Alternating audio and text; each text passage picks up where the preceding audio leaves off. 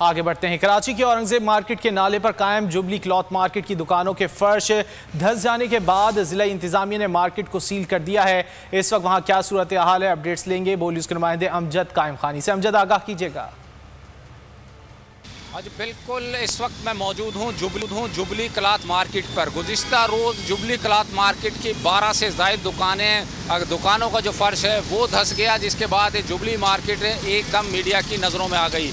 इस jubilee market के हवाले से आपको अगर बताते चलें तो औरंगजेब मार्केट के नाले पर कायम ये जुबली मार्केट है। मैं कैमरामैन साजिद कमाल से कहूँगा कि अगर वो दिखा सकें तो ये औरंगजेब मार्केट, ये नाला है जो यहाँ से होते हुए औरंगजेब मार्केट अकबर रोड से शुरू होते हुए सोल्जर बाज़ार नाले को कनेक्ट करता है। सुप्रीम कोर्ट की वाज़ेह अहकामात हैं कि नालों के ऊपर से जो बरसाती और सीवरेज नाले हैं उनके ऊपर से तमाम ही तजावुज़ात का खात्मा किया जाए।